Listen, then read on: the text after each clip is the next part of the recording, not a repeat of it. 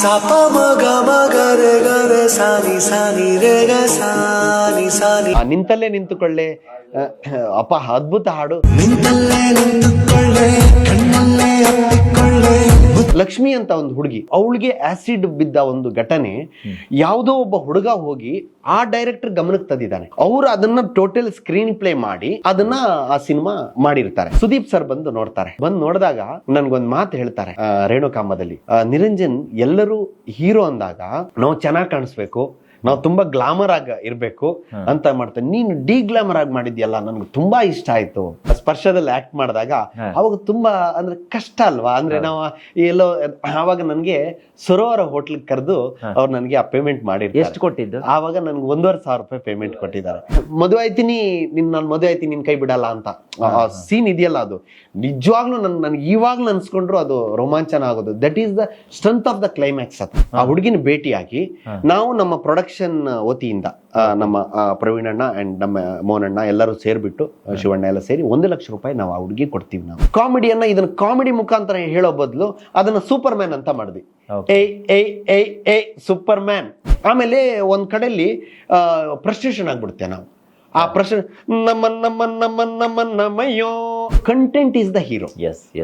ಆ ಕಂಟೆಂಟಿಗೆ ತಕ್ಕಾಗಿ ನಾವು ಪಾತ್ರಗಳನ್ನ ಹಾಕ್ಬೇಕೆ ಹೊರತು ನನ್ಗೆ ಬೇರೆ ಥಾಟ್ ಇಲ್ಲ. ಅವಳು ಜೈಲಲ್ಲಿ ಇರ್ತಾಳೆ, ಇವ್ನು ಹೊರಗಡೆ ಇರ್ತಾನೆ, ನೀನ್ ಬಂದ್ಮೇಲೆ ಎಷ್ಟು ವರ್ಷ ಬೇಕಾದ್ರೆ ಕಾಯ್ತೀನಿ, ಬಾವ ಬಂದ ಅಂತ ಮಾಡ್ಲಿಲ್ವಾ? ಸೊ ಆ ತರ ಏನ್ ಸಿಚುವೇಶನ್ ಆ ತರ ಬೇರೆ ಬೇರೆ ರೀತಿ ಕನೆಕ್ಟಿವಿಟಿಯಲ್ಲಿ ನಾವು ಹಾಡ್ ಮಾಡಿದ್ವಿ. ಇದು ನಿಜವಾಗ್ಲೂ is credit goes to Manohar sir. ನಾನು ಇಷ್ಟು ಜರ್ನಿಯಲ್ಲಿ ನಾನು 8 ಪಿಕ್ಚರ್ ಮಾಡಿದೆ ಅಂತ ಹೇಳ್ತೀನಿ. ನನ್ನ ಬಂದ ಅವಕಾಶಗಳಿಗೆ ನಾನು 15 ಪಿಕ್ಚರ್ ಮಾಡ್ಬೇಕಾಗಿತ್ತು ಅಥವಾ 20 ಮಾಡ್ಬೇಕಾಗಿತ್ತು.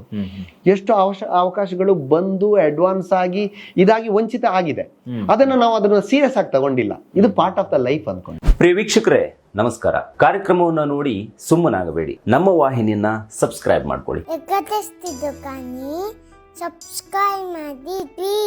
ಕೇಸ್ ನಂಬರ್ 18/9 ನಿಮ್ಗೆ ಜಾಲಿ ಡೇಸ್ ಆದ್ಮೇಲೆ ಸಿಕ್ಕಿದ, ಅದ್ರ ಮಧ್ಯೆ ಬೇರೆ ಯಾವ್ದಾದ್ರು ಸಿನಿಮಾ ಸಿಕ್ಕತ್ತಾ? ಕೇಸ್ ನಂಬರ್ ನನಗೆ ಜಾಲಿ ಡೇಸ್ ಆದ್ಮೇಲೆ ಸಿಕ್ಕಿದ ಸಿನಿಮಾ.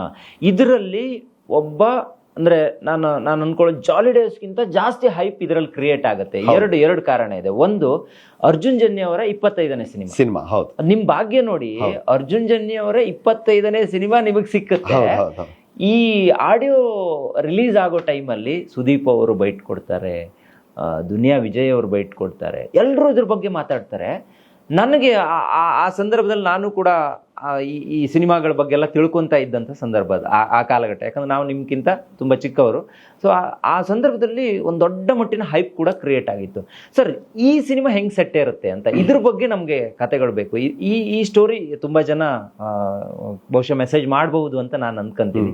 ಸೊ ಇದ್ರ ಮೇಕಿಂಗ್ ಸ್ಟೋರೀಸ್ ಹೆಂಗಿತ್ತು ಸರ್? ಯಾಕಂದ್ರೆ ಅಲ್ಲಿ ಅರ್ಜುನ್ ಜನ್ಯ ಅವರೇ 25ನೇ ಸಿನಿಮಾ, ಈಗ ನೀವು 31 ಡೇಸ್ ಅಂತ ಸಿನಿಮಾ ಮಾಡ್ತಿದ್ರೆ 150ನೇ ಚಿತ್ರ. ಏನೋ ಒಂದು ಸಿಂಕ್ ಇರಬೇಕು ಸರ್ ನಿಮ್ಗೆ. ಅಂದ್ರೆ ಎಲ್ಲ ಸ್ಪೆಷಲ್ ಆಗಿ ಸಿಗ್ತಾ ಇದೆ. പക്ഷെ ಈ ಸಿನಿಮಾದಲ್ಲೂ ಸಿಗ್ಬಹುದು ಅಂತ ನಾನು ಅಂದ್ಕೊಂತೀನಿ. ಸೊ ಈಗ ಕೇಸ್ ನಂಬರ್ 18/9 ಈ ಹೆಸರೇ ಒಂಥರ ಡಿಫ್ರೆಂಟ್ ಆಗಿದೆ. ಅದು ರಿಯಲ್ ಸ್ಟೋರಿ ಆಗಿತ್ತಾ ಅಥವಾ ಅದು ಏನು? ನಮ್ಗೆಲ್ಲ ಶಾಕ್ ಆಗಿತ್ತು. ಇದು ಏನಪ್ಪ ಇದು ಕೇಸ್ ನಂಬರ್, ಎಲ್ಲ ಪೊಲೀಸ್ ಸ್ಟೇಷನ್ ನೋಡ್ತೀವಿ, ಇವ್ರು ನೋಡಿದ್ರೆ ಸಿನಿಮಾಗೆ ಹಿಂಗೆ ಇಟ್ಬಿಟ್ಟಿದ್ದಾರೆ. ಅಂದ್ರೆ ಅಲ್ಲಿವರೆಗೂ ಡಿಫ್ರೆಂಟ್ ಅನ್ಕೊಂತಾ ಇದ್ರು, ಇದು ವೆರಿ ಡಿಫ್ರೆಂಟ್ ಆಗೋಯ್ತು ಈ ಟೈಟಲ್. ಸೊ ಅದ್ರ ಬಗ್ಗೆ ಏನ್ ಹೇಳ್ಬೋದಾ ನೀವು ಅಂತ? ಆಕ್ಚುಲಿ ಅರ್ಜುನ್ ಜನ್ಯ ಅವರು ಕೂಡ ವಿಮನ್ ಅವ್ರ ಶಿಷ್ಯ ಅವರೇ. ಹೌದು. ಸೊ ಅವಾಗ ಪಾಪ ಪಾಂಡು ಅದಕ್ಕೆಲ್ಲ ಅವ್ರ ಜೊತೆಲಿ ಇರೋರು ಸೀರಿಯಲ್ ಆ ಟೈಮ್ ಅಲ್ಲಿ. ಸೊ ಹಾಗಾಗಿ ನನ್ಗೆ ಅರ್ಜುನ್ ಅವರು ಆತ್ಮೀಯತೆ ಇತ್ತು. ಸೊ ಅರ್ಜುನ್ ಅವರು ಅವಾಗ ಅಪ್ಕಮಿಂಗ್ ಆಗ್ತಾ ಇದ್ರು. ಸೊ ಇದನ್ನ ಮಹೇಶ್ ರಾವ್ ಅವರು ಡೈರೆಕ್ಟರ್. ಮಹೇಶ್ ರಾವ್ ನನ್ಗೆ ಹೇಗೆ ಪರಿಚಯ ಆಗ್ತಾರೆ ಅಂದ್ರೆ, ನನ್ನ ಚಿತ್ರಕಲಾ ಪರಿಷತ್ತಲ್ಲಿ ನನ್ನ ಸೀನಿಯರ್ ವಿಷ್ಣು ಅಂತ ಒಬ್ರು ಇದ್ದಾರೆ. ಅವ್ರ ಮುಖಾಂತರ ಮಹೇಶ್ ರಾವ್ ಪರಿಚಯ ಆಗ್ತಾರೆ. ಅವರು ನನ್ನ ಜಾಲಿ ಡೇಸ್ ಟೈಸನ್ ಅವ್ರಿಗೆ ಇಷ್ಟ ಆಗಿರುತ್ತೆ, ಮಹೇಶ್ ರಾವ್ ಅವ್ರಿಗೆ. ಸೊ ಆ ಹುಡುಗನ್ ನಾನು ಮೀಟ್ ಆಗ್ಬೇಕು, ಭೇಟಿ ಆಗ್ಬೇಕು ಅಂತ ಹೇಳಿದಾಗ ನಾವು ಅಲ್ಲಿ ಸಂಧಿಸ್ತೀವಿ, ಭೇಟಿ ಆಗ್ತೀವಿ. ಭೇಟಿಯಾಗಿ ಅವ್ರೊಂದು ಕತೆ ಹೇಳ್ತಾರೆ ನನ್ಗೆ. ಆವಾಗ ಅದೇ ಕತೆನ ನಾನು ಜಾಲಿ ಡೇಸ್ ಪ್ರೊಡ್ಯೂಸರ್ಗೆ ಒಮ್ಮೆ ಕರ್ಕೊಂಡೋಗಿ ರೀಡಿಂಗ್ ಕೊಡಿಸ್ತೀನಿ. ಅದು ಕಾಲಘಟ್ಟದಲ್ಲಿ ಅದು ಅಷ್ಟು ನಮ್ಗೆ ಮ್ಯಾಚ್ ಆಗಿಲ್ಲ, ಅವ್ರ ಇನ್ನೊಂದು ಪ್ರೊಡಕ್ಷನ್ಗೆ ಅದು ಆಗ್ಲಿಲ್ಲ. ಸೊ ಆ 1.5 ವರ್ಷ ಗ್ಯಾಪ್ ಅಲ್ಲಿ ನಮ್ಮ ಊರಿನವರೇ ಆದ ನಮ್ಮ ಪ್ರವೀಣ್ ಶೆಟ್ರು, ರಕ್ಷಣಾ ವೇದಿಕೆ ಪ್ರವೀಣ್ ಶೆಟ್ರು, ಶಿವಾನಂದ್ ಶೆಟ್ರು, ನಮ್ಮ ಮೋಹನಣ್ಣ ವಿ.ಕೆ. ಮೋಹನ್ ಅವರು, ಆಮೇಲೆ ಕಾಂತಿ ಶೆಟ್ಟಿ ಅವರು, ಇವರು 4 ಜನ ಸೇರಿ ಈ ಸಿನಿಮಾನ ಮಾಡ್ತಾರೆ. ಈ ಸಿನಿಮಾ ನನ್ಗೆ ನನ್ನ ಸ್ನೇಹಿತರೊಬ್ರು ಆನಂದ್ ಮೂರ್ತಿ ಅಂತ ತಮಿಳ್ನಾಡವರು, ಅವರು ಬಾಲಾ ಅವರ ಅಸೋಸಿಯೇಟ್, ತಮಿಳಿನ ದೊಡ್ಡ ಡೈರೆಕ್ಟರ್ ಬಾಲಾ ಅಂತ ಇದ್ದಾರೆ, ಅವರ ಅಸೋಸಿಯೇಟ್. ಅವರು ನಿರಂಜನ್ ಈ ಸಬ್ಜೆಕ್ಟ್ ಮಾಡು ತುಂಬಾ ಬ್ಯೂಟಿಫುಲ್ ಆಗಿದೆ ಕಂಟೆಂಟ್ ಅಂತ. ಸೊ ನೋಡಿದಾಗ ನನ್ಗೆ ಅಷ್ಟು ಇಷ್ಟ ಆಗತ್ತೆ. ಸೊ ಕಡೆಗೆ ನೋಡಿದ್ರೆ ಈ ಕಂಟೆಂಟೇ ಬಂದು JP ನಗರದ್ದು, ಬ್ಯಾಂಗ್ಳೂರ್ ಕಂಟೆಂಟ್. ಸೊ ಲಕ್ಷ್ಮಿ ಅಂತ ಒಂದು ಹುಡುಗಿ, ಸೊ ಅವಳಿಗೆ ಆಸಿಡ್ ಬಿದ್ದ ಒಂದು ಘಟನೆ ಯಾವುದೋ ಒಬ್ಬ ಹುಡುಗ ಹೋಗಿ ಆ ಡೈರೆಕ್ಟರ್ ಗಮನಕ್ಕೆ ತಂದಿದ್ದಾನೆ. ಅವರು ಅದನ್ನ ಟೋಟಲ್ ಸ್ಕ್ರೀನ್ ಪ್ಲೇ ಮಾಡಿ ಅದನ್ನ ಆ ಸಿನಿಮಾ ಮಾಡಿರ್ತಾರೆ. ಸೊ ಬೆಂಗಳೂರು ಕಂಟೆಂಟ್ ಅಂತ ಗೊತ್ತಾದ್ಮೇಲೆ ನಾನು ಆ ಹುಡುಗಿನ ಹೋಗಿ ಭೇಟಿ ಆಗ್ತೀನಿ. ಆ ಹುಡುಗಿನ ಭೇಟಿಯಾಗಿ ನಾವು ನಮ್ಮ ಪ್ರೊಡಕ್ಷನ್ ವತಿಯಿಂದ ನಮ್ಮ ಪ್ರವೀಣ್ ಅಣ್ಣ ಅಂಡ್ ನಮ್ಮ ಮೋಹನ್ ಅಣ್ಣ ಎಲ್ಲರೂ ಸೇರ್ಬಿಟ್ಟು, ಶಿವಣ್ಣ ಎಲ್ಲ ಸೇರಿ 1 ಲಕ್ಷ ರೂಪಾಯಿ ನಾವು ಆ ಹುಡುಗಿ ಕೊಡ್ತೀವಿ ನಾವು. ಸೊ ಅಂದ್ರೆ ನಾವು ಅವ್ರ ಹತ್ರ ಅದ್ ವಿಷಯ ಎಲ್ಲ ತಿಳ್ಕೊಂಡು ಒಂದು ಬರೀ ಯಾರ ಹತ್ರ ಇಂಥ ಒಂದು ವಿಚಾರನ ತಿಳ್ಕೊಂಬರುವಂತ ವಿಚಾರ ಅಲ್ಲ ಇದು. ತಿಳ್ಕೊಂಡು ಬಂದು ಅವ್ರಿಗೆ ನಮ್ಮ ಕಡೆಯಿಂದ ಏನಾದ್ರೂ ಹೆಲ್ಪ್ ಆಗ್ಬೇಕು ಅಂತ ನಾವು ಆ ಕಾಲಕ್ಕೆ ನಾವು 1 ಲಕ್ಷ ರೂಪಾಯಿ ನಾವು ಸಪೋರ್ಟ್. ರಿಯಲ್ ಸ್ಟೋರಿನ ಸ್ವಲ್ಪ ಸಿನಿಮ್ಯಾಟಿಕ್ ಆಗಿ ಮಾಡಿದ್ದು.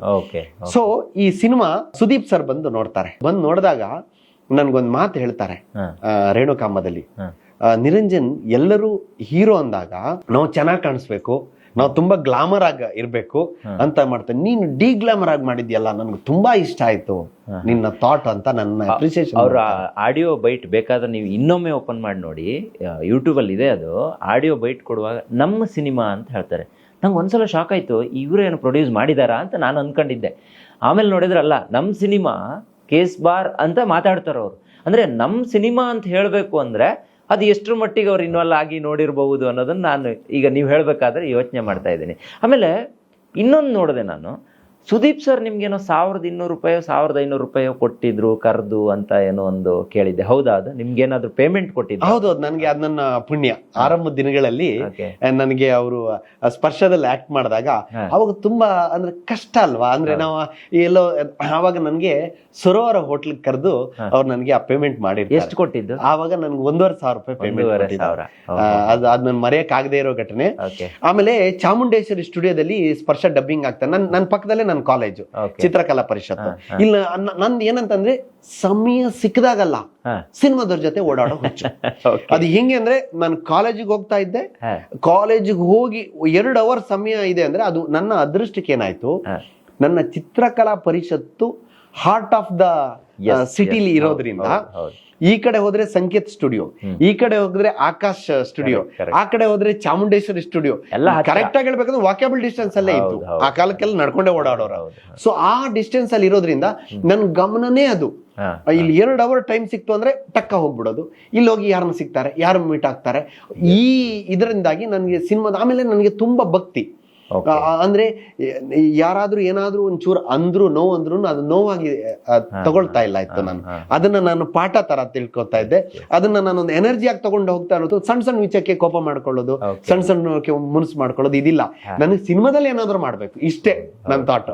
ಸಿನಿಮಾದ ಬಿಟ್ಟು ನಂಗೆ ಬೇರೆ ಏನು ಥಾಟೇ ಇರ್ಲಿಲ್ಲ. ಸೊ ಆದ್ರಿಂದ ನನ್ಗೆ ಎಲ್ಲಾದ್ರೂ ಒಂದು 4 ಕಡೆ ಅವಮಾನ ಆಯ್ತು ಅಥವಾ ಇನ್ಸಲ್ಟ್ ಆಯ್ತು, ಇನ್ಸಲ್ಟ್ ನಾನು ಯಾವ್ದು ಗಮನಿಸ್ತಾನೆ ಇರ್ಲಿಲ್ಲ ಆಯ್ತು. ಅದು ನನ್ನ ಪಾರ್ಟ್ ಆಫ್ ದ ಲೈಫ್. ಅದು ಆ ತರದ ಅದು ನನ್ಗೆ ಪ್ಲಸ್ ಆಗ್ತಾ ಹೋಯ್ತು. ನಾನು ಚಾಮುಂಡೇಶ್ವರಿ ಸ್ಟುಡಿಯೋಗೆ ಹೋದಾಗ ಸುದೀಪ್ ಸರ್ ಕೂತಿದ್ರು. ಅವ್ರದ್ದು ಸ್ಪರ್ಶದಲ್ಲಿ ಒಂದೇ ಡೈಲಾಗ್, ಇದು ಓಕೆನಾ ಅಂತ ಅಷ್ಟೇ, ಇಷ್ಟೇ ಡೈಲಾಗ್. ಸೊ ಸುದೀಪ್ ಸರ್ ಸ್ವಲ್ಪ ಹೊತ್ತು ಮುಂಚೆ ಬಂದಿದ್ರೆ ನಿನ್ ಡಬ್ಬಿಂಗ್ ನೀನೇ ಮಾಡ್ಬೋದಾಗಿತ್ತು ಅಂದ್ರು. ನನ್ಗೆ ಸಂಕಟ ಆಗೋಯ್ತು, ಡಬ್ಬ ಆಗೋಯ್ತಲ್ಲ, ಅದು ಇಷ್ಟೇ ಡೈಲಾಗ್, ಇದು ಓಕೆನಾ ಅಂತ. ಅದರಲ್ಲಿ ನಂದಕಿಶೋರ್ ಅಂತ ಅವನು ಕ್ಯಾಮರಾಮ್ಯಾನು, ನಾನು ಬಂದು ನಾನ್ cameraman, Nandakishore director, Sudeep sir model. So Sudeep sir model ಏನಂದ್ರೆ camera Venu sir cameraman. Venu sir ಇಂದ ನನ್ಗೆ ಆ ಟೀಮ್ ಪರಿಚಯ ಆಗುತ್ತೆ. ಅವಾಗ ವೇಣು ಸರ್ ಸ್ವಲ್ಪ ಈ ಆರ್ಟ್ ಬಗ್ಗೆ ಒಲವು ಜಾಸ್ತಿ. ಅವ್ರು ಚಿತ್ರಕಲಾ ಪರಿಷತ್ತಿಗೆ ಬರೋರು. ಚಿತ್ರಕಲಾ ಪರಿಷತ್ ಬಂದಿಂದ ವೇಣು ಸರ್ ನಾನು ಪರಿಚಯ ಮಾಡಿ, ತಾರಾ ಮೇಡಮ್ ಹಸ್ಬೆಂಡ್, ತಾರಾ ಮೇಡಮ್ ಹಸ್ಬೆಂಡ್. ವೇಣು ಸರ್ ಯಾರು ಅಂತ ಪ್ರಶ್ನೆ ಮಾಡಬಹುದು. ತಾರಾ ಅವರ ಹಸ್ಬೆಂಡ್. ಅವ್ರ ಚಿತ್ರಕಲಾ ಪರಿಷತ್ ನಂಟು ಅವ್ರಿಗೆ ಜಾಸ್ತಿ ಇರೋದ್ರಿಂದ ಚಿತ್ರಕಲಾ ಪರಿಷತ್ ಅವ್ರ ಫ್ರೆಂಡ್ಶಿಪ್ ಮಾಡ್ಕೊಂಡೆ. ನಾನು ಸಿನಿಮಾದವರು ಕನೆಕ್ಟ್ ಇದೆ ಅಂತ ಅಂದ ತಕ್ಷಣ ಹೋಗಿ ಅವ್ರ ಪರಿಚಯ ಮಾಡ್ಕೊಂಡೆ. ಅಂದ್ರೆ ಇಸ್ ಅ ಪಾಸಿಟಿವ್ ಮಾಡ್ಕೊಂಡು ಅವರಿಂದ ನಾನು ಹೇಗೆ ಒಂದು ಸ್ಟೆಪ್ ಮುಂದೆ ಹೋಗ್ಬೋದು, ಇಷ್ಟೇ ನಾನು ಯೋಚನೆ ಮಾಡ್ತಾ ಇರೋದು. ನನಗೆ ಅದು ಸಿಕ್ಕಿದ್ದು ವೇಣು ಸರ್ ಇಂದ. ಸೊ ಅಲ್ಲಿ ನಾನು ಸ್ಪರ್ಶ ಆಗತ್ತೆ. ಅಂದ್ರೆ ನಾನು ಯಾವ್ದು ದೊಡ್ಡ ದೊಡ್ಡ ಪಾತ್ರ ಅಂತಲ್ಲ, ಎಲ್ಲಾ ಪಾತ್ರಗಳನ್ನ ಮಾಡ್ಕೊಂಡು 30-35 ಸಣ್ಣ ಪುಟ್ಟ ಪಾತ್ರಗಳು ಮಾಡಿದೀನಿ. ಮಿಲನ ನನ್ನ ಕ್ಯಾರೆಕ್ಟರ್ ಆರ್ಟಿಸ್ಟ್ ನ ಲಾಸ್ಟ್ ಸಿನಿಮಾ. ಅದಾಗ್ತಾ ಇದ್ದಂಗೆ god grace Sundarnath ಸೋಂಡ್ರು, MD sir ಇವರೆಲ್ಲ ಪರಿಚಯದಿಂದ ನನ್ಗೆ ಜಾಲಿ ಡೇ ಸಿಕ್ತು. Case number 18/9. ಅಗೈನ್ ಅದು ನನ್ಗೆ 50 ದಿವಸ ಅದು ಎಂತ ಅದ್ಭುತ ನನ್ಗೆ ಖುಷಿ ಕೊಡ್ತು ಅಂದ್ರೆ, ಒಂದು ಪತ್ರಕರ್ತರಿಗೆ ನಾನು ಮೊದಲನೇದಾಗಿ ಧನ್ಯವಾದ ಹೇಳ್ಬೇಕು.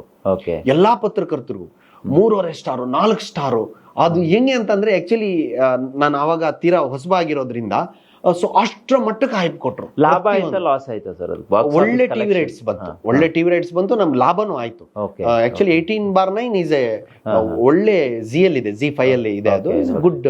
ಈಗಲೂ ಬರುತ್ತೆ ಅದ್ರಲ್ಲಿ ಹಾಡಂತೂ. ಈಗ ನಿಂತಲ್ಲೇ ನಿಂತುಕೊಳ್ಳೆ, ಅದು ಅಪ್ಪ ಅದ್ಭುತ ಹಾಡು. ಈ ಮದುವೆ ಮನೆಗಳಲ್ಲಿ ಅಥವಾ ಮದುವೆ VCD ಕ್ಯಾಸೆಟ್ಸ್ ಗಳಲ್ಲೆಲ್ಲ ಅದು ಈಗಲೂ ಆ ಹಾಡನ್ನು ಹಾಕ್ತಾರೆ. ಅಂದ್ರೆ ಹುಡುಗ ಹುಡುಗಿ ಬರೋದಕ್ಕೆ ಅಥವಾ ಅದ್ರ ಮಧ್ಯೆ ತುಣುಕುಗಳಲ್ಲಿ ಆ ಹಾಡು ಒಂದು ರೀಲ್ಸ್ ಅಲ್ಲಿ ತುಂಬಾ ಪಾಪ್ಯುಲರ್ ಆಯ್ತು. ನಮ್ಗೆ ಯಾರೊಬ್ರು ಹೇಳಿದ್ರು, ಡೇವಿಡ್ ವಾರ್ನರ್ ಕೂಡ ರೀಲ್ ಮಾಡಿದ್ರು ಅಂತ ಕೇಳ್ಬಿಟ್ಟು ಖುಷಿ ಆಯ್ತು ನನಗೆ. ಸೊ ಆಸ್ಟ್ರೇಲಿಯಾ ಕ್ರಿಕೆಟ್ ಎಷ್ಟು ದಿನ ಶೂಟ್ ಆಗಿತ್ತು ಸರ್ ಅದು? ಅದು ಒಂದು 35 to 40 days ಅಷ್ಟೇ ಆಗಿದೆ. ಯಾಕಂದ್ರೆ ಅದು ನಮ್ಮ ಅದು ಪ್ಲಾನ್ಡ್ ಆಗಿತ್ತು. ಮಹೇಶ್ ರಾವ್ ಅವರು ಇಸ್ ವೆರಿ ಪ್ಲಾನ್ಡ್ ಆಗಿ ಮಾಡಿದ್ರು. ನೀವು ಹೇಳಿದ್ರಿ ಅದು ರಿಯಲ್ ಸ್ಟೋರಿ ಅಂತ. ಆ ಹುಡುಗಿನ ನೀವು ಭೇಟಿ ಆದ್ರಿ ಅಂತ ಹೇಳಿದ್ರಿ. ಆಕ್ಚುಲಿ ಏನಾಗಿತ್ತು ಸರ್? ಏನಾಗಿದ್ದದು? ಆಕ್ಚುಲಿ ಒಬ್ಬ ಈಸ್ ಲವ್ ಕೇಸ್ ಅದು. ಅಂದ್ರೆ ಇಷ್ಟಪಟ್ಟಿಲ್ಲ ಅನ್ನೋ ಕಾರಣಕ್ಕೆ ಅವನ ಹಾಕಿರೋದು ಆಸಿಡ್ ಹಾಕಿರೋ. ಹೆಂಗಿರುತ್ತೆ ಸರ್ ಆಸಿಡ್ ಹಾಕುವಂತ ಆ ಪರಿಸ್ಥಿತಿ? ಅದಾದ ನಂತರ ಅವರ ಜೀವನ ಎಷ್ಟು ಕಷ್ಟ ಆಗಿದೆ ನಿಜವಾಗ್ಲೂ. ಅದು ನಮ್ಗಲ್ಲ, ನಮ್ಮ ವೈರಿಗಳಿಗೂ ಆಗ್ಬಾರ್ದು ಆ ಸಿಚುವೇಶನ್. ಬಹಳ ದುಃಖದ ವಿಚಾರ. ಆಕ್ಚುಲಿ ನನ್ನ ಲೈಫಲ್ಲಿ ನನ್ಗೆ ತುಂಬಾ ಇಷ್ಟವಾದ ಪಾತ್ರ, ಲಾಸ್ಟ್ಗೆ ಆ ಪಾತ್ರದಲ್ಲಿ ಅವಳು ಇನ್ಸ್ಪೆಕ್ಟರ್ಗೆ ಆಸಿಡ್ ಹಾಕ್ತಾಳೆ. ನಮ್ಮ ಸಿಂಧು ಲೋಕನಾಥ್ ಮಾಡಿದ್ದು ಆ ಪಾತ್ರನ.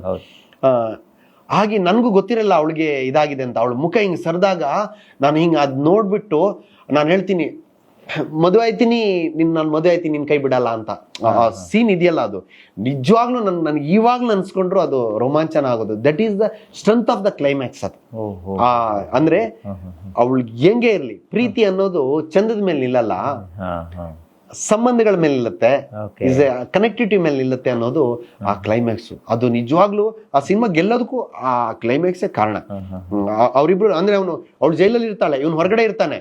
ನೀನ್ ಬಂದ್ಮೇಲೆ ಎಷ್ಟು ವರ್ಷ ಬೇಕಾದ್ರೆ ಕಾಯ್ತೀನಿ, ಲಕ್ಷ್ಮೀ ನಿಂಗೆ ಎಷ್ಟು ವರ್ಷ ಬೇಕಾದ್ರೆ ಕಾಯ್ತೀನಿ ಅಂತ ಅವನ ಹೇಳ್ಬಿಟ್ಟು ಮಾಡ್ತಾನಲ್ಲ, ಅದು ಆ ಸಿನಿಮಾದ ಶಕ್ತಿ. ಆ ಹುಡುಗಿ ಅವ್ರ ಆಮೇಲೆ ಮದುವೆ ಆಗ್ತಾರ ಹೆಂಗೆ? ಅದು ಅವ್ರು ಮದುವೆ ಆದ್ರು ಅಂತ ಕೇಳ್ಪಟ್ಟೆ.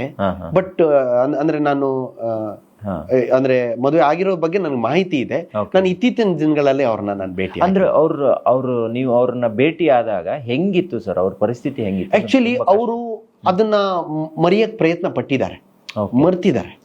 ಸೊ ನಾವು ಹೋಗೋ ಟೈಮಲ್ಲಿ ಅವ್ರು ಮರ್ತಿದ್ದಾರೆ. ಅಂದ್ರೆ ದುಃಖ ಇತ್ತು. ಈಗ ಏನಂತಂದ್ರೆ ಅದು ಒಬ್ಬರನ್ನ ಕಳ್ಕೊಂಡಾಗ, ಒಬ್ಬರಿಂದ ನೋವಾದಾಗ ಹೇಗ್ ದುಃಖ ಇರುತ್ತೋ ಹಾಗೆ ಇರುತ್ತೆ. ಆದ್ರೆ ಅದನ್ನ ಸರಿ ಮಾಡಕ್ ಅಷ್ಟು ಈಸಿ ಆಗೋದಿಲ್ಲ. ಯಾಕಂದ್ರೆ ಆ ನ್ಯಾಚುರಲ್ ಸೌಂದರ್ಯ, ಅದು ಆ ನ್ಯಾಚುರಲ್ ಫೋಟೋ ನೋಡುದು, ತುಂಬಾ ಮುದ್ದಾದ ಹುಡುಗಿ. ಸೊ ಅದು ಯಾರೂ ಮಾಡಬಾರ್ದು ಪ್ರಪಂಚದಲ್ಲಿ. ಅಂತವ್ರು ಆ ಮನಸ್ಥಿತಿ ಇರೋರಿಗೆ ಕೈ ಮುಗಿದು ಕೇಳ್ಕೊತೀವಿ. ಆಕ್ಚುಲಿ ಪ್ರಪಂಚ ತುಂಬಾ ವಿಶಾಲವಾಗಿದೆ. ನಮ್ಗೆ ನಮ್ದೇ ಅಂತ ಏನ್ ಬರ್ದಿರುತ್ತೆ ಅದು ನಮ್ಮನ್ ಬಿಟ್ಟು ಬೇರೆ ಯಾರಿಗೂ ಸಿಗೋದಿಲ್ಲ. ನಮ್ದು ಅಲ್ಲದೆ ಇರೋದು ನಾವು ಎಷ್ಟು ಪ್ರಯತ್ನ ಮಾಡೋದು ಸಿಗೋದಿಲ್ಲ. ಈ ಥಾಟನ್ನ ನಾವು ಮನಗೂಡಿಸ್ತಾ ಹೋಗ್ಬೇಕು. ನಮ್ಮ ವ್ಯಾಪ್ತಿ ಎಷ್ಟಿದೆ, ಪ್ರಾಪ್ತಿ ಎಷ್ಟಿದೆ, ತೃಪ್ತಿ ಎಷ್ಟಿದೆ. ಬನ್ನಂದೆ ಗೋಂಜಾತ್ ಅವ್ರು ಒಂದು ಮಾತು ಹೇಳ್ತಾರೆ, ಜಿಂಕೆ ಅದ್ರ ಕಾಲ್ ಕೆಳಗಡೆನೆ ಹುಲ್ಲಿದ್ರು ಅದ್ ಕಾಲ್ ಕಡೆ ಮೇಕಲ್ ಮುಂದ್ಗಡೆ ಮೆನ್ಕೊಂಡು ಹೋಗ್ತಾ ಇರುತ್ತೆ. ಅದು ನಿಂತ್ಕೊಂಡು ಮೇಯೋದೇ ಇಲ್ಲ, ಮೆನ್ಕೊಂಡು ಹೋಗ್ತಾ ಇರುತ್ತೆ ಹುಲ್ಲು. ಹೆಬ್ಬಾವು ಯಾವತ್ತೂ ಆಹಾರ ಹುಡ್ಕೋದಿಲ್ಲ. ಅದು ಮರದ ಕೆಳಗಡೆ ಬೇರಿನ ತರ ಮಲಗಿರುತ್ತೆ ಬಿಸಿಲಲ್ಲಿ. ಯಾವುದೋ ಪ್ರಾಣಿಗಳ ರೆಸ್ಟ್ ತಗೊಳಕ್ ಬಂದು ಮಲಗಿರುತ್ತೆ.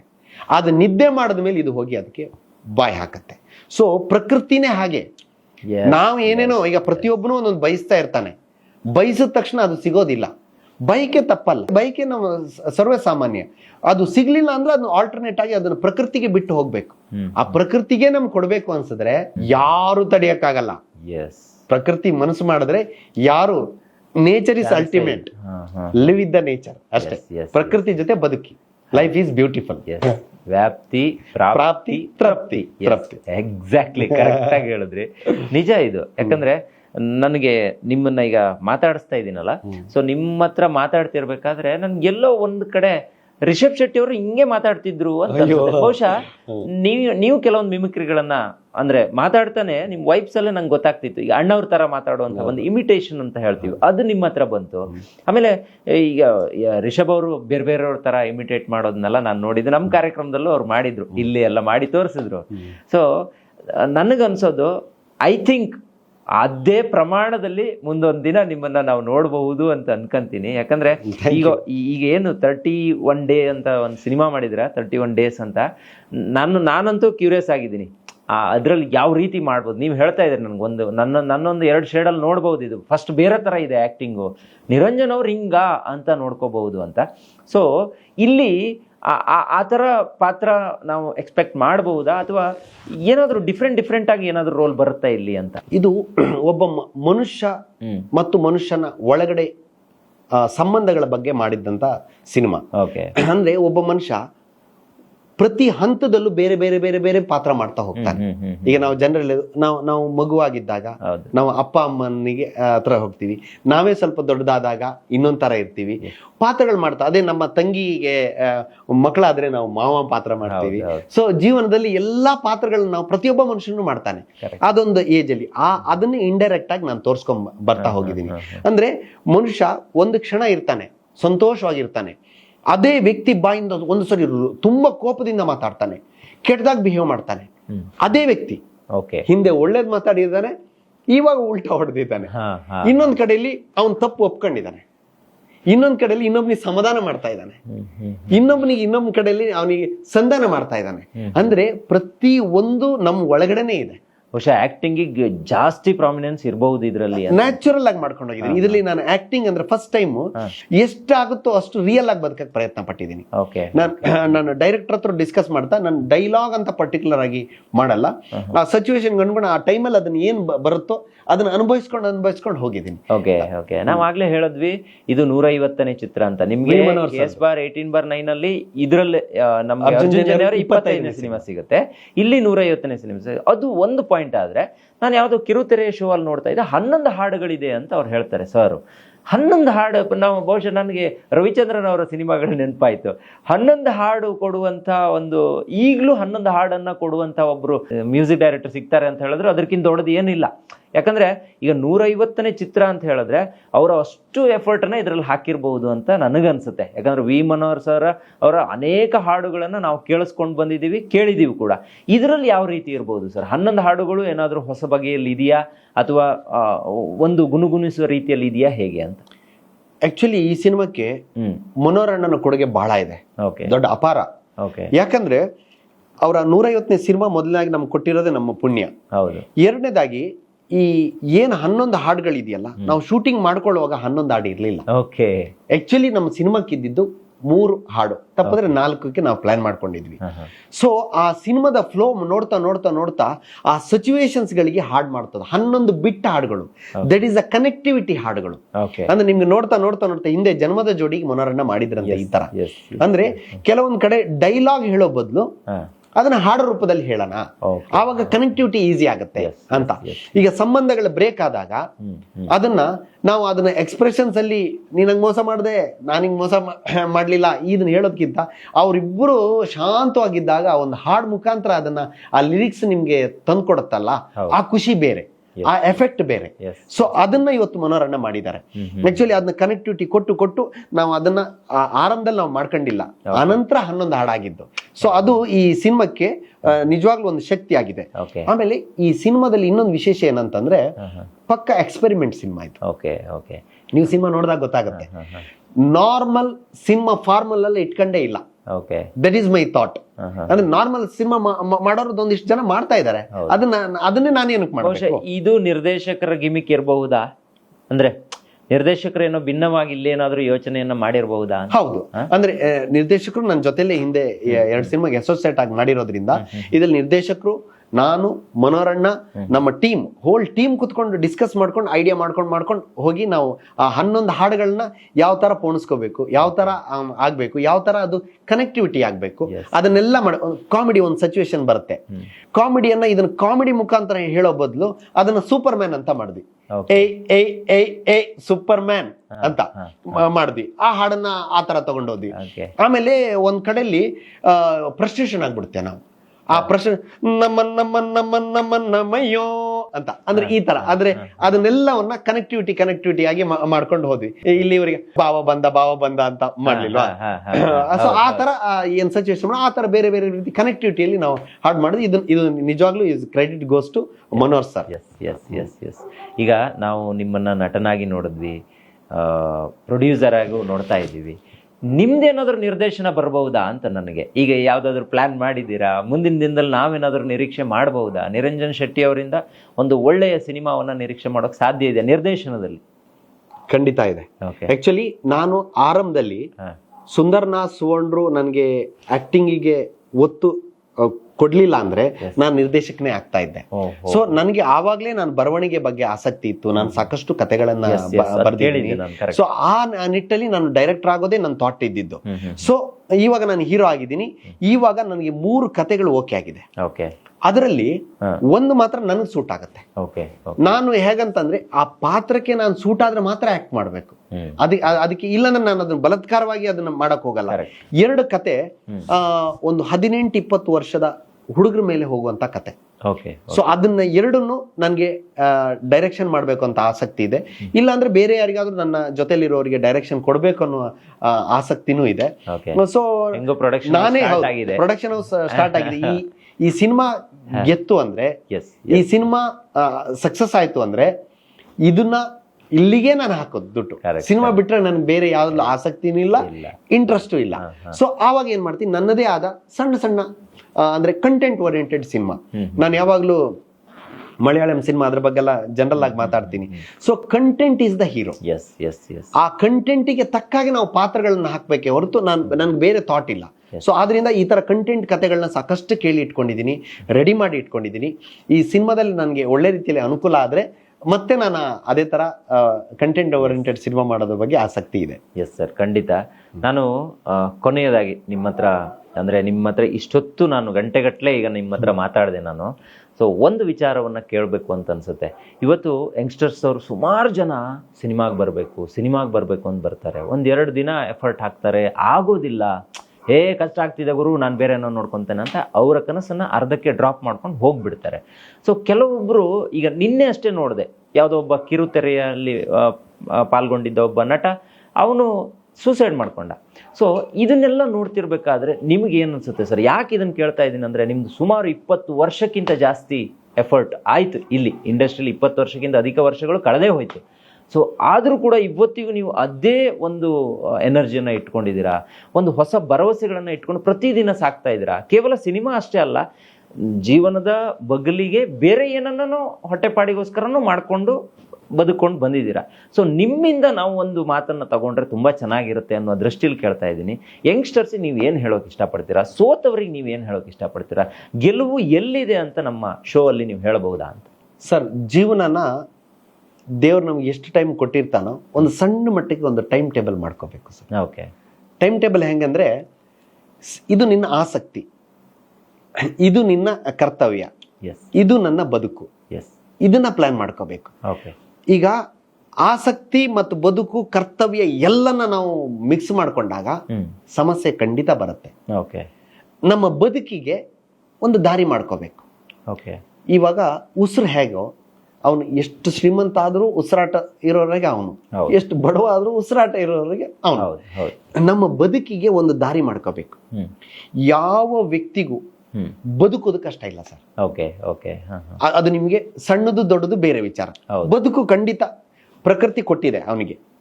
ಅವನಿಗೆ ನಿಮ್ಗೆ ಯಾವ ಮಟ್ಟದಲ್ಲಾದ್ರೂ ಅವನಿಗೆ ಗಂಜಿ ಉಪ್ಪಿನಕಾಯೋ ಬಿರಿಯಾನಿನೋ ಅದು ಇನ್ನೊಂದು ವ್ಯವಸ್ಥೆ ಇದೆ. ಅದನ್ನ ನಿನ್ಗೆ ಖಂಡಿತವಾಗಿ ಸಿಗತ್ತೆ. ನೀನು ನಿನ್ನ ಬೇಸಿಕ್ ಅವಶ್ಯಕತೆ ಏನು ಅನ್ನೋದನ್ನ ಫಸ್ಟ್ ಅವನು ಕಂಡ್ಕೋಬೇಕು, ಅದನ್ನ ರೆಡಿ ಮಾಡ್ಕೋಬೇಕು ಅವನ ಬದುಕಿಗೆ. ನಂತರ ಆಸಕ್ತಿ ಏನು ಅಂತ. ಈಗ ನಾವು ಯಾವ್ದಾದ್ರೂ ಈ ತರ ದೊಡ್ಡ ವಿಚಾರಗಳಿಗೆ ಕೈ ಹಾಕಿದಾಗ ಸಿನಿಮಾ ಇರ್ಬೋದು, ಇನ್ಯಾವುದೋ ಸ್ಪೋರ್ಟ್ಸ್ ಇರ್ಬೋದು, ಇನ್ಯಾವುದೋ, ಇದು ನಮ್ಮ ಕೈಯಲ್ಲಿ ಇರೋದಿಲ್ಲ. ಎಷ್ಟೋ ಸಾರಿ ಬೇರೆಯವರೇ ನಮ್ಮನ್ನ ರೂಲ್ ಮಾಡ್ತಾ ಇರ್ತಾರೆ. ಅಂತ ಸಮಯದಲ್ಲಿ ನಮ್ಗೆ ನೋವಾಗದೇ ಜಾಸ್ತಿ, ಅದ್ರಲ್ಲೇನು ವಿಶೇಷ ಇಲ್ಲ, ನೋವಾಗದೇ ಜಾಸ್ತಿ. ಯಾಕಂದ್ರೆ ಇನ್ನೊಬ್ರು ನಮ್ಮನ್ನು ಕಂಟ್ರೋಲ್ ಮಾಡುವಾಗ ಅವ್ರು ನಮ್ಮ ಪ್ರಕಾರ ನಡ್ಕೊಂಡು ಹೋಗೋದಿಲ್ಲ, ಅವ್ರ ಪ್ರಕಾರ ನಡ್ಕೊಂಡು ಹೋಗ್ತಾರೆ. ಅವ್ರು ಹೋಗೋ ರೂಟ್ ಅಲ್ಲಿ ಹೋಗಿ ಅಲ್ಲಿ ನೀನು ಓವರ್ಟೇಕ್ ಮಾಡಿ ನಿನ್ನ ಆಸೆನ ಅಥವಾ ನಿನ್ನ ಉದ್ದೇಶನ ಈಡೇರಿಸ್ಕೋಬೇಕು. ಅಂದ್ರೆ ಯಾರಿಗೂ ನೋವು ಆಗದೆ ಇರೋ ಹಾಗೆ, ಇನ್ನೊಬ್ರಿಗೆ ವಂಚನೆ ಮಾಡದೆ ಇರೋ ಹಾಗೆ. ನಾನು ಇಷ್ಟು ಜರ್ನಿಯಲ್ಲಿ ನಾನು 8 ಪಿಕ್ಚರ್ ಮಾಡಿದೆ ಅಂತ ಹೇಳ್ತೀನಿ. ನನ್ನ ಬಂದ ಅವಕಾಶಗಳಿಗೆ ನಾನು 15 ಪಿಕ್ಚರ್ ಮಾಡ್ಬೇಕಾಗಿತ್ತು ಅಥವಾ 20 ಮಾಡ್ಬೇಕಾಗಿತ್ತು. ಎಷ್ಟು ಅವಕಾಶಗಳು ಬಂದು ಅಡ್ವಾನ್ಸ್ ಆಗಿ ಇದಾಗಿ ವಂಚಿತ ಆಗಿದೆ. ಅದನ್ನ ಸೀರಿಯಸ್ ಆಗಿ ತಗೊಂಡಿಲ್ಲ. ಇದು ಪಾರ್ಟ್ ಆಫ್ ದ ಲೈಫ್ ಅನ್ಕೊಂಡ್ರಿ. ಸಾವೇ ಒಂದು ಕೊನೆ ಅಲ್ಲ, ಸಾವು ಕೊನೆ ಅಲ್ಲ. ಅದನ್ನ ಏನ್ ಮಾಡ್ಬೇಕು ನಾವು ಅವಾಯ್ಡ್, ಇದನ್ನ ಪ್ಲಾನ್ ಮಾಡ್ಕೋಬೇಕು. ನನ್ನ ಬದುಕಿಗೆ ಈ ತರ ಇಷ್ಟು ನಾನು ಸಂಪಾದನೆ ಮಾಡ್ಬೇಕಾದ್ರೆ 2 ಅವರ್ ಎಕ್ಸ್ಟ್ರಾ ವರ್ಕ್ ಮಾಡು. ಏನು ಇವತ್ತಿನ ದಿನಕ್ಕೆ ಬದುಕಕ್ಕೆ ಸಾಕಷ್ಟು ಅವಕಾಶ ಇದೆ. 2 ಅವರ್ ನೀನು ಎಷ್ಟು ವರ್ಕ್ ಮಾಡಿ ಒಂದು 500 ರೂಪಾಯಿ 1000 ರೂಪಾಯಿ ನೀನು ದುಡಿ ಎಕ್ಸ್ಟ್ರಾ, ನಿನ್ನ ಆಸೆ ಈಡೇರಿಸ್ಕೋ. ಇದನ್ನೇ ನಂಬ್ಕೊಂಡಿರ್ಬೇಡ. ಇದನ್ನ ಒಂದು ಪಾರ್ಟ್ ಆಗಿ ಬರಬಹುದು ದುಡ್ಡು, ಬರ್ದೇನೂ ಇರ್ಬೋದು. ಫೈನಲಿ ಮನುಷ್ಯನಿಗೆ ದುಡ್ಡಿನ ಸಮಸ್ಯೆ ಆದಾವಾಗ್ಲೇ ಎಲ್ಲದಕ್ಕೂ ಸಮಸ್ಯೆ ಆಗುತ್ತೆ. ಅದಕ್ಕೆ ಒಂದು ಸಣ್ಣದಾಗಿ ಕಂಡ್ಕೋಬೇಕು. ಆವಾಗ ನಮ್ಮ ಆಸೆ ಅನ್ನೋದು ಅದು ನಿರಂತರ, ಅದಕ್ಕೆ ಕೊನೆ ಇಲ್ಲ. ಅದು ಹೋಗ್ತಾ ಇದೆ, ಅದ್ರ ಮೇಲೆ ನಾವು ಹೋಗಿ ಅದನ್ನ ಯಶಸ್ ಮಾಡ್ಕೋಬೇಕು. ಎಸ್ ಖಂಡಿತ. ನಿಮ್ಗೆ ನಾವು ಹೇಗೆ ಧನ್ಯವಾದ ಹೇಳ್ಬೇಕು ಗೊತ್ತಿಲ್ಲ. ಬಹುಶಃ ಒಂದು 2 ಗಂಟೆ ಆಯ್ತು ಅಂತ ಅನ್ಕೊಂತೀನಿ. ಎಸ್ ಖಂಡಿತ. ನಾವು ಸುದೀರ್ಘವಾಗಿ ಮಾತಾಡುವಂತ ಪ್ರಯತ್ನವನ್ನ ಮಾಡಿದ್ವಿ. ಇಲ್ಲಿ ನಿಮ್ಮ ಓವರ್ ಆಲ್ ಜರ್ನಿಯೂ ಬಂತು, ಜೊತೆಗೆ ಈ ಸಿನಿಮಾ ಈಗ ಏನು 31 ಡೇಸ್ ಅಂತ ಸಿನಿಮಾ ಬರ್ತಾ ಇದೆ, ರಿಲೀಸ್ಗೆ ರೆಡಿ ಆಗಿದೆ. ಸೊ ಆ ಸಿನಿಮಾನ ಬಗ್ಗೆನೂ ಕೂಡ ನಾವು ಮಾತಾಡಿದ್ವಿ. ನಮ್ಮ ಎಲ್ಲ ವೀಕ್ಷಕರಲ್ಲೂ ಕೇಳೋದು ಇಷ್ಟೇ. ಸೊ ಈ 31 ಡೇಸ್ ಸಿನಿಮಾನ ನೀವು ಥಿಯೇಟ್ರಿಗೆ ಹೋಗಿ ನೋಡಿ, ನಿರಂಜನ್ ಅವರಿಗೆ ಒಂದು ಸಪೋರ್ಟ್ ಮಾಡಿ. ಸೊ ಅವರೇ ಹೇಳಿದ್ರು, ಈ ಸಿನಿಮಾ ಗೆದ್ರೆ ನಾನು ಇನ್ನೂ ಒಂದಿಷ್ಟು ಸಿನಿಮಾವನ್ನು ಮಾಡ್ತೀನಿ, ಜೊತೆಗೆ ಒಂದಿಷ್ಟು ಜನರಿಗೆ ಅವಕಾಶವನ್ನು ಕೊಡ್ತೀನಿ ಅಂತ. ಸೊ ಇದಕ್ಕಿಂತ ದೊಡ್ಡ ಮಾತು ಬೇರೆ ಯಾವುದೂ ಇಲ್ಲ ಅಂತ ಅನ್ಕೊಂತೀನಿ. ಸೊ ಇವತ್ತಿನ ಕಾರ್ಯಕ್ರಮದಲ್ಲಿ ನೀವು ನಮ್ಮ ಸ್ಟುಡಿಯೋಗೆ ಬಂದು ನಮ್ಮ ಜೊತೆಗೆ ಭಾಗವಹಿಸಿ ಇಷ್ಟೆಲ್ಲ ಒಂದು ವಿಚಾರಧಾರೆಗಳನ್ನು ನಮ್ಮ ಜೊತೆ ಹಂಚ್ಕೊಂಡ್ರಿ. ಸೊ ಹೆಗ್ಗದ್ದೆ ಸ್ಟುಡಿಯೋ ಕಡೆಯಿಂದ ನಿಮಗೆ ತುಂಬ ಧನ್ಯವಾದ sir. Thank you so much. ಕೊನೆಯದಾಗಿ ಇನ್ನೊಂದು ವಿಚಾರ ನಾನು ಹೇಳಕ್ ಇಷ್ಟಪಡ್ತೀನಿ. ನನ್ನ ಈ ಜರ್ನಿಯಲ್ಲಿ ನನ್ನ ಸಕ್ಸಸ್ಸಿನ ಅಥವಾ ನನ್ನ ಈ ಟ್ರಾವೆಲ್ಗೆ ನನ್ನ ವೈಫ್ ನಾಗವೇಣಿ ಎನ್ ಶೆಟ್ಟಿ ಅವರ ಪಾತ್ರ ಬಹಳ ದೊಡ್ಡದು. ಯಾಕಂದ್ರೆ ಒಂದು ಫ್ಯಾಮಿಲಿಯಲ್ಲಿ ಗಂಡಂದು ಇಷ್ಟೊಂದು ಆಸಕ್ತಿಗಳಿರುತ್ತೆ, ಹೆಂಡತಿದೊಂದು ಇಷ್ಟೊಂದು ಆಸಕ್ತಿಗಳಿರುತ್ತೆ. ನಮ್ಮ ಆಸಕ್ತಿಗಳಿಗೆ ಅವ್ರು ಸಪೋರ್ಟ್ ಮಾಡ್ಬೇಕು, ಅವ್ರ ಆಸಕ್ತಿಗಳಿಗೆ ನಾವು ಸಪೋರ್ಟ್ ಮಾಡ್ಬೇಕು. ಆವಾಗ್ಲೇನೆ ಸಂಬಂಧ ಸಂಸಾರ ಚೆನ್ನಾಗಿ ನಡೆಯೋದು. ಸೊ ಹಾಗಾಗಿ ನನ್ನ ವೈಫ್ ನಾಗವೇಣಿ ಎನ್ ಶೆಟ್ಟಿ ಅವರು ನನಗೆ ಸಂಪೂರ್ಣ ಸಹಕಾರ ಕೊಟ್ಟಿರೋದ್ರಿಂದ ಈ ಒಂದು ಪ್ರೊಡಕ್ಷನ್ ಹೌಸ್ ಮಾಡೋಕ್ಕೂ ನನಗೆ ಸಹಾಯ ಆಯ್ತು. ಈ ಮಟ್ಟಕ್ಕೆ ತಂದು ನಿಲ್ಸೋದಕ್ಕೆ ನನಗೆ ಅನುಕೂಲ ಆಯ್ತು. ಸರ್, ಇವತ್ತು ಮದುವೆ ಆಗ್ತಾರೆ, ನೆಕ್ಸ್ಟ್ ಡೇನೇ ಡಿವೋರ್ಸ್ ಆಗುತ್ತೆ. ಗಂಡ ಹೆಂಡತಿಯವ್ರು ಹೆಂಗಿರ್ಬೇಕು ಅನ್ನುವಂಥ ಪರಿಜ್ಞಾನವೇ ಇಲ್ಲದ ರೀತಿಯಲ್ಲಿ ನಾವು ವರ್ತನೆಯನ್ನ ಮಾಡ್ತಾ ಇದ್ದೀವಿ. ಸೊ ನೀವು ಮಾತಿನ ಮಧ್ಯೆ ನಿಮ್ಮ ವೈಫನ್ನು ಆವಾಗ ನೆನೆಸ್ಕೊತಾ ಇದ್ರಿ, ನಂಗೆ ಅದು ಗೊತ್ತಾಗ್ತಾ ಇತ್ತು. ಸೊ ನಿಮ್ಮ ಹತ್ರ ಕೇಳೋದು, ಗಂಡ ಹೆಂಡತಿಯವ್ರು ಹೆಂಗಿರ್ಬೇಕು, ಹೆಂಗಿದ್ರೇನೆ ಸಂಸಾರ ಸರ್? ಚೌಚೌ ಬಾತ್ ತರ ಇರ್ಬೇಕು ಸರ್. ಓಕೆ. ಅಂದ್ರೆ ಕೆಲವೊಂದ್ ದಿವಸ ನಾವು ಕೇಸರಿ ಬಾತ್ ಆಗಿರ್ತೀವಿ, ಅವ್ರು ಉಪ್ಪಿಟ್ಟಾಗಿರ್ತಾರೆ. ಓಕೆ. ಕೆಲವು ದಿವಸ ನಾವು ಉಪ್ಪಿಟ್ಟಾಗಿರ್ತೀವಿ, ಅವ್ರು ಕೇಸರಿ ಬಾತ್ ಆಗಿರ್ತಾರೆ. ಸೊ ಅಂದ್ರೆ 2 ಇಂಪಾರ್ಟೆಂಟ್ ಲೈಫ್ ಅಲ್ಲಿ. ಸಂಬಂಧಗಳಂದ್ಮೇಲೆ ಪ್ಲಸ್ ಇರುತ್ತೆ, ಮೈನಸ್ ಇರುತ್ತೆ. ಒಂದ್ ದಿವಸ ಅವ್ರು ಖಾರವಾಗಿರ್ತಾರೆ, ನಾವು ಸ್ವೀಟ್ ಆಗಿರ್ಬೇಕು. ಒಂದ್ ದಿವಸ ನಾವು ಆಗಿರ್ಬೇಕು, ಅವ್ರು ಸ್ವೀಟ್ ಆಗಿರ್ತಾರೆ. ಸೊ ಹಿಂಗಿದ್ದಾಗ ಅದು ಚೌಚೌ ಬಾತ್ ತರ ಇದ್ರೆ ಸಂಸಾರ ಚೆನ್ನಾಗಿರುತ್ತೆ. ಸಂಬಂಧಗಳನ್ನ ರೆಸ್ಪೆಕ್ಟ್ ಮಾಡ್ಬೇಕು. ಯಾಕಂದ್ರೆ ಅವ್ರದ್ದು ಕೆಲವು ಆಸೆಗಳಿರುತ್ತೆ, ಐಡಿಯಾಗಳಿರುತ್ತೆ, ಅದನ್ನು ನಾವು ರೆಸ್ಪೆಕ್ಟ್ ಮಾಡ್ಬೇಕು. ನಮ್ದು ಐಡಿಯಾ ಮತ್ತೆ ಆಸೆ, ನಮ್ಮ ಪ್ಲಾನ್ಗೆ ಅವ್ರು ಖಂಡಿತವಾಗಿ ನಮ್ ಸ್ಫೂರ್ತಿಯಾಗಿರ್ತಾರೆ. ಸೊ ಹೀಗಿದ್ದಾಗ ನೀಟಾಗಿ. ತುಂಬಾ ಜನ ಪರಸ್ಪರ ಕಚ್ಚಾಡ್ತಾರಲ್ಲ ಸರ್, ಯಾಕಿರಬಹುದು ಅಂತ? ಈಗೋ ಸರ್. ಫಸ್ಟ್ ಮನುಷ್ಯನಿಗೆ ಈಗೋ ಬಿಡ್ಬೇಕು, ಆಮೇಲೆ ನಿನ್ನೆದನ್ನ ಜಾಸ್ತಿ. ಒಂದು ಗಾದೆನೇ ಇದೆ, ಗಂಡ ಹೆಂಡಿರ ಜಗಳ ಉಂಡು ಮಲಗುವ ತನಕ. ಸೊ ಅಷ್ಟೇ ಇಟ್ಕೋಬೇಕು ಸರ್. ಅದನ್ನ ಕ್ಯಾರಿ ಮಾಡಿದ್ರೆ ಅವನು ಸತ್ತ ಅಲ್ವಾ? ಸತ್ತ ಅವನು. ಅದನ್ನ ಅಥವಾ ಅವಳಾದ್ರೂ ಅವಳು ಸತ್ಲು. ಸೊ ಗಂಡ ಹೆಂಡಿರ ಜಗಳ ಉಂಡು ಮಲಗುವ ತನಕ. ಸೊ ಇದನ್ನ ಯಾರು, ಯಾಕಂದ್ರೆ ಸುಮ್ಮನೆ ಹಿರಿಯರು ಮಾಡ್ಲಿಲ್ಲ, ಇದೆಲ್ಲ ಸಾವಿರಾರು ವರ್ಷದ ಅನುಭವದ ಮಾತುಗಳು. ನಾವು ಅವ್ರದ್ದು ರಿಪೀಟ್ ಮಾಡ್ತಾ ಇರ್ತೀವಿ, ಯಾರು ನಮ್ದಲ್ಲ. ಸೊ ಅದನ್ನ ಕ್ಯಾರಿ ಮಾಡಬಾರ್ದು. ನೋಡಿ ಸರ್, ಲಗೇಜ್ ಅದು ಯಾವುದೇ. ಈಗ ಒಂದೇನೋ ತಪ್ಪಿ ನಾನು ಒಂದ್ ಮಾತಾಡಿರ್ತೀನಿ, ಹೋಗ ಅಂದ್ಬಿಟ್ಟಿರ್ತೀನಿ, ಅವಳು ಏನೋ ಹೇಳ್ಬಿಟ್ಟಿರ್ತಾಳೆ. ಅದನ್ನ ನಾವ್ ಏನ್ ಮಾಡ್ಬೇಕು, ನನ್ಗೆ ಹಾಂಗ್ ಅಂದ್ಲು, ನನ್ಗೆ ಇವಳು ಹಿಂಗ್ ಅಂದ್ಲು ಅನ್ಕೊಂಡ್ ಮಾಡ್ಬಾರ್ದು. ಆ ಕ್ಷಣಕ್ಕೆ ಅವರು ಎಲ್ಲೋ ಟ್ರಿಗರ್ ಆಗಿರ್ತಾರೆ, ಒಂದು ಮಾತು ಹೇಳಿರ್ತಾರೆ, ನಾವೆಲ್ಲೋ ಟ್ರಿಗರ್ ಆಗಿರ್ತೀವಿ, ಒಂದು ಮಾತು ಹೇಳಿರ್ತೀವಿ, ಅದನ್ನ ಅಲ್ಲೇ ಬಿಟ್ಟಾಗ ಅದು ಲಗೇಜ್ ಆಗಲ್ಲ. ಇಲ್ಲಾಂದ್ರೆ ಆ ಲಗೇಜ್ ಭಾರ ಆಗಿ ಆಗಿ ಆಗಿ ಅವನು ಕುಸ್ತಾ ಹೋಗ್ತಾನೆ, ಕುಸ್ತು ಅವನು ಕೋರ್ಟ್ ಬಾಗಿಲಿಗೆ ಬಂದು ನಿಲ್ತಾನೆ. ಇಷ್ಟೇ. ಗಂಡು ಹೆಣ್ಣು ಅನ್ನೋದು ತುಂಬಾ ಸುಂದರವಾಗೂ ಬದುಕಬಹುದಲ್ವಾ ಸರ್? ಖಂಡಿತವಾಗಿ. ಆಮೇಲೆ ಆಕ್ಚುಲಿ ನಾನು ಎಷ್ಟು ಸುಂದರವಾಗಿ ಬದುಕಬಹುದು ಅಂತಂದ್ರೆ ಅದನ್ನ ಈಗ ನಾವು ಅದಕ್ಕೆ ಈಗ ನಾವು ಹಾವು ಇದನ್ನ ತೋರಿಸಿದಾಗ ನಮ್ಮ ಊರಲ್ಲಿ ಇರುತ್ತೆ, ಅಷ್ಟು ಹೊಂದಾಣಿಕೆಯಲ್ಲಿ ಬದುಕಬಹುದು, ಎಷ್ಟು ಸುಂದರವಾಗೂ ಬದುಕಬಹುದು. ಕರೆಕ್ಟ್. ಅದನ್ನ ಬಿಟ್ಟು ನಾವೆಲ್ಲ ಕಚ್ಚಾಡ್ಕೊಂಡು ಸಮಯವನ್ನ ಹಾಳು ಮಾಡ್ಕೊಂತ ಅಂದ್ರೆ ಒಬ್ರಿಗೊಬ್ರಿಗೆ ನೀವು ರೆಸ್ಪೆಕ್ಟ್ ಕೊಡಕ್ ಯಾವಾಗ ಶುರು ಮಾಡ್ತೀವೋ ಅಲ್ಲಿ ಸಂಬಂಧ ಕೆಡೋದೇ ಇಲ್ಲ. ಕರೆಕ್ಟ್. ಅವ್ರನ್ನ ನಾವು ಗೌರವಿಸಿ ನಮ್ಮನ್ನ ಅವ್ರಿಗೆ ಆಟೋಮೆಟಿಕ್ ಅದು ಸಿಗುತ್ತೆ. ಅದು ಅಂದ್ರೆ ಒಂದು ಇನ್ನೂ ನಾನು ಸಿಂಪಲ್ ಆಗಿ ಹೇಳ್ಬೇಕಂದ್ರೆ ಒಂದು ಗೋಡೆಗೆ ಹೊಡೆದ ಚೆಂಡನ್ ತರ ಸರ್ ಅದು. ನಾವು ಎಷ್ಟು ಸ್ಪೀಡಲ್ಲಿ ಹೋಗ್ತೀವೋ ಅಷ್ಟು ಸ್ಪೀಡಲ್ಲಿ ರಿಯಾಕ್ಟ್ ಆಗುತ್ತೆ. ನೀವು ಒಳ್ಳೇದು ಕೊಟ್ಟರು ಹಂಗೆ ಸ್ಪೀಡಲ್ಲಿ ಬರುತ್ತೆ, ಕೆಟ್ಟದ್ದು ಕೊಟ್ಟರು ವಾಪಸ್ ಬರುತ್ತೆ. ಸೊ ಇಷ್ಟೇ ಲೈಫ್. ನೀವು ನನ್ನ ಇಲ್ಲಿ ಕರೆದು ಇಷ್ಟು ನನಗೆ ಅವಕಾಶ ಮಾಡಿಕೊಟ್ಟಿದ್ದಕ್ಕೆ ನಾನು ಚಿರಋಣಿ. ಧನ್ಯವಾದಗಳು. Thank you sir. Thank you. ನೋಡಿದ್ರಲ್ಲ ವೀಕ್ಷಕರೇ, ಇದು ಈ ಹೊತ್ತಿನ ವಿಶೇಷ. ಸೊ ಇದೇ ರೀತಿಯ ಎಲ್ಲ ಬಗೆಯ ಕಾರ್ಯಕ್ರಮಗಳಿಗೆ ನಮ್ಮ ಹೆಗ್ಗದ್ದೆ ಸ್ಟುಡಿಯೋನ ನೋಡ್ತಾ ಇರಿ. Thank you so much.